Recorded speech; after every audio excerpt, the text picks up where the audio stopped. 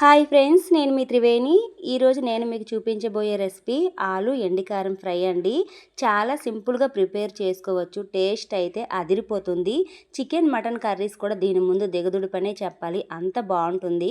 మరి సింపుల్గా ఎలా ప్రిపేర్ చేసుకోవాలో చూసేయండి. ముందుగా అయితే నేను ఇక్కడ 300 గ్రామ్స్ ఆలునైతే చిన్న ముక్కలుగా కట్ చేసి నీట్గా ఇలా వాష్ చేసి పక్కన పెట్టుకున్నానండి. ఇలా మీడియం సైజు ముక్కలుగా కట్ చేసి పక్కన పెట్టుకోండి. ఇప్పుడు స్టవ్ మీద ఎండుకారం కోసం ఒక ప్యాన్ పెట్టుకొని 10 నుంచి 15 వెల్లుల్లి రెమ్మలు, అలాగే 10 నుంచి 15 వరకు ఎండుమిరపకాయలు, 1 స్పూన్ ధనియాలు, 1 స్పూన్ జీలకర్రను వేసి ఇలా బాగా ఫ్రై చేసుకోవాలండి. ఈ ప్రాసెస్లో చేశారంటే మీరు ఎప్పుడు ఆలు ఫ్రై చేసినా ఇలానే చేస్తారండి, అంత బాగుంటుంది ఈ ఎండికారం ఆలు ఫ్రై అనేది.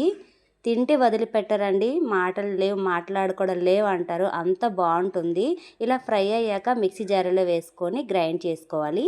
మెత్తగా గ్రైండ్ చేయకుండా ఇది కచ్చా పచ్చగా కొంచెం బరకగా పట్టించుకొని పక్కన పెట్టుకోండి. ఇప్పుడు అదే ప్యాన్లో తాలింపుకి సరిపడా ఆయిల్ అయితే వేసుకున్నాక 1 స్పూన్ పచ్చిశనగపప్పు, అలాగే 1/2 స్పూన్ ఆవాలు, 1/2 స్పూన్ జీలకర్రను వేసుకున్నాక ఒక 4 పచ్చిమిరపకాయలను ఇలా ముక్కలుగా కట్ చేసి వేసుకున్నాక పెద్ద సైజు ఆనియన్ని చిన్న ముక్కలుగా కట్ చేసి తాలింపులో వేసుకొని ఒకసారి వేయించుకుందాం. ఇలా కాస్త వేగనివ్వాలి. ఇలా కాస్త వేగాక కొద్దిగా కరివేపాకును కూడా వేసుకోవాలండి. ఇలా కరివేపాకుని వేసుకున్నాక ఫ్రై చేసుకోవాలి. ఇలా మీడియం ఫ్లేమ్లోని బాగా ఫ్రై అయ్యాక 1/2 స్పూన్ అల్లం వెల్లుల్లి పేస్ట్ని అయితే వేసుకుంటున్నాను. అల్లం వెల్లుల్లి పేస్టు తాలింపులో కలిసేలాగా పచ్చివాసన పోయే వరకు బాగా ఫ్రై చేసుకోవాలి. ఇలా నీట్గా ఫ్రై చేసుకోండి. మనకి బాగా ఇలా తాలింపులో ఫ్రై అయిపోవాలి. ఈ ప్రాసెస్లో చేసి చూడండి ఒక్కసారి, చాలా అంటే చాలా బాగుంటుందండి. మనకి అల్లం వెల్లుల్లి పేస్టు బాగా తాలింపులో కలిసిపోయిందండి.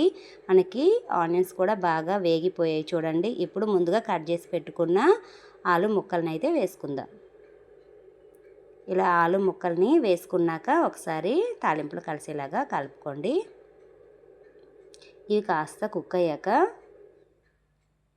దీంట్లో 1/2 టీ స్పూన్ పసుపు, అలాగే రుచికి సరిపడా సాల్ట్ వేసి దీన్ని ఇప్పుడు ఆలులో కలిసేలాగా బాగా కలుపుకొని 50% కుక్ అయ్యాకే మనం మసాలాను అయితే వేయాలండి. ముందుగా వేయొద్దు, ఎందుకంటే ముందుగా వేసామంటే అడుగంటుకుంటుంది. బాగా దీన్ని వేగనివ్వాలి. ఆలు ఫ్రై ఎప్పుడులా కాకుండా ఇలా ఒక్కసారి ట్రై చేయండి. చాలా అంటే చాలా రుచిగా ఉంటుంది. ఇలా బాగా నీట్గా వేగనివ్వాలండి.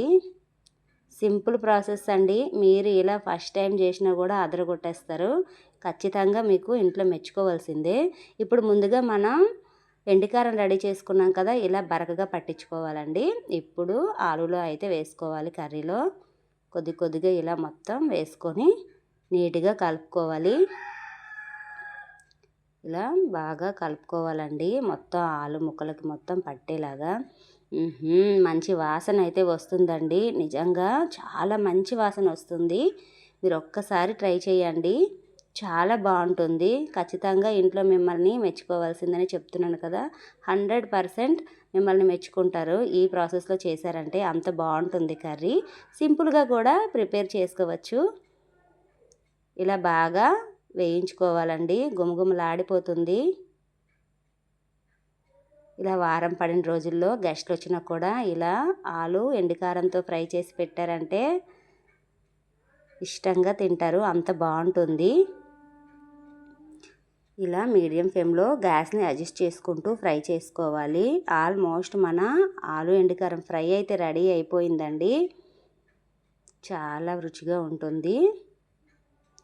మన సింపుల్ రెసిపీస్ కోసం మన ఛానల్ని సబ్స్క్రైబ్ చేసుకోండి. ఆలు ఎండుకారం ఫ్రై రెడీ అండి. Thank you friends.